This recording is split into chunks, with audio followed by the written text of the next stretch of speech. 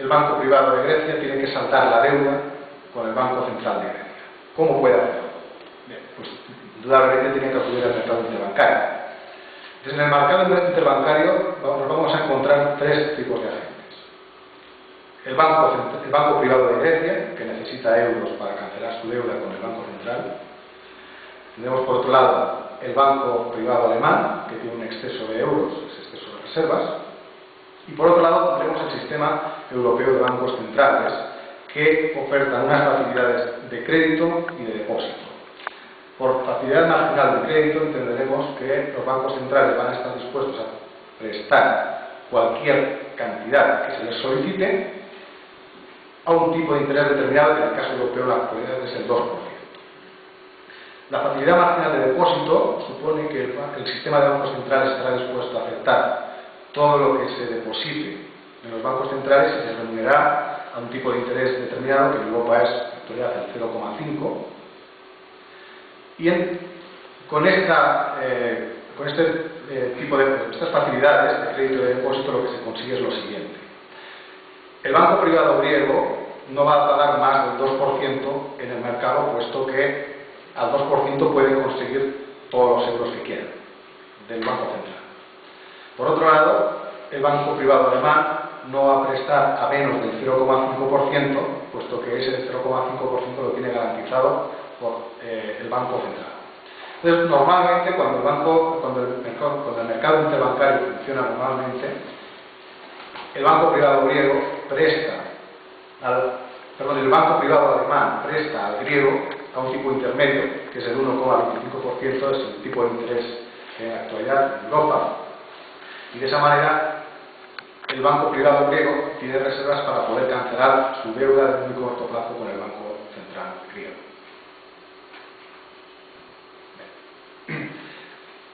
¿Cómo ocurre este segundo movimiento, es decir, este préstamo de reservas en el interbancario? Pues ocurre de una manera igual a la que ocurría cuando se cancelaba la deuda entre el banco privado griego y el banco privado alemán.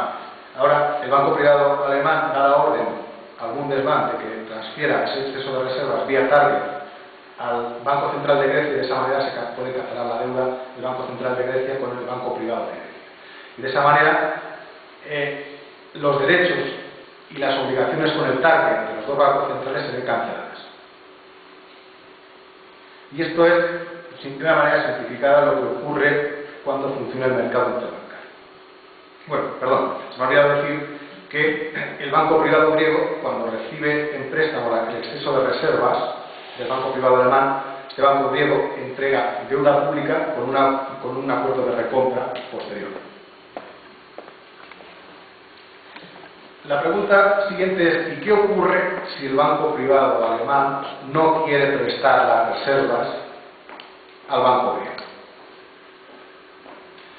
Entonces, el banco griego no puede cancelar su deuda de corto plazo.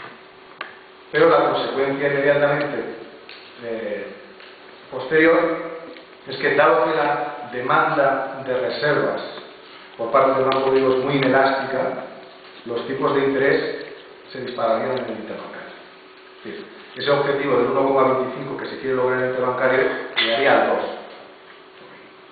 Entonces, ¿qué se puede hacer?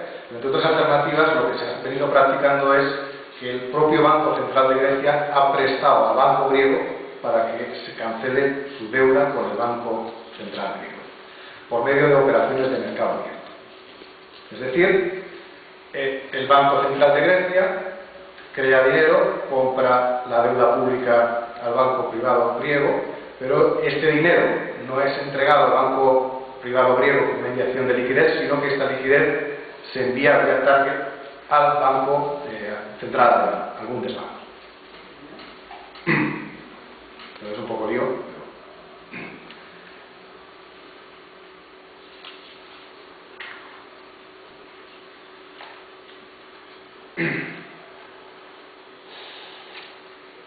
Bien.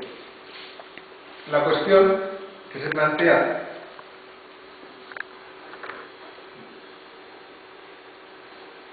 a continuación es que el banco privado griego ya no está endeudado a muy corto plazo por el Banco Central griego, está endeudado a un plazo más largo, pero nos encontramos con que el banco privado alemán tiene un exceso de reservas que querrá sacarle su rendimiento. Entonces, siempre el banco privado alemán puede ir al interbancario y prestarlas a un tipo de interés comprendido entre el 0,5 y el 1,25, que es el mercado objetivo. Pero con eso el sistema europeo de bancos centrales perdería el control del tipo de interés.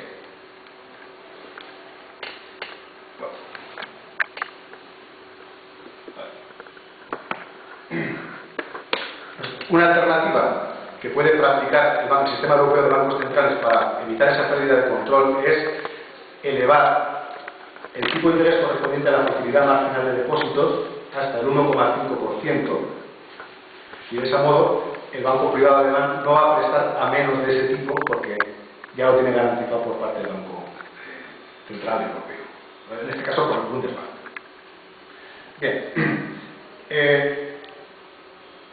con la operación de mercado abierto lo que tenemos es que el Banco Central de Grecia transfiere vía target, por lo tanto, los euros al Bundesbank. Queda endeudado y el Bundesbank tiene unos derechos.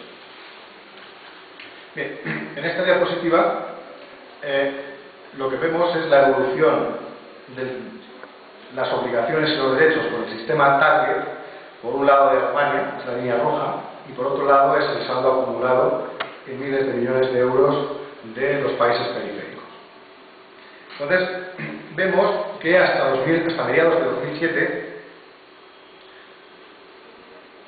los activos netos en relación con el target están equilibrados, pero a partir de mediados de 2007, que coinciden con la caída del Northern Rock en el Reino Unido, empiezan los problemas financieros a aparecer.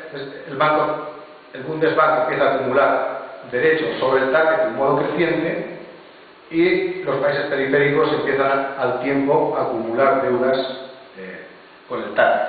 Además, parece que una serie es el reflejo prácticamente de la otra.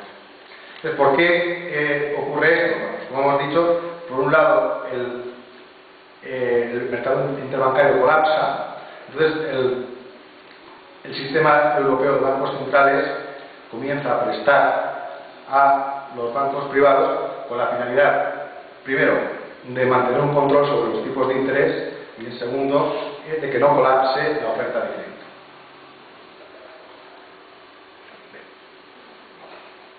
Esto más o menos se correspondería con la segunda parte, el funcionamiento del sistema target.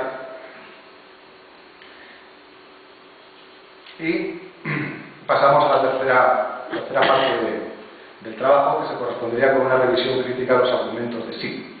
De un modo muy resumido, lo que dice Hans Werner Sim es que hasta 2007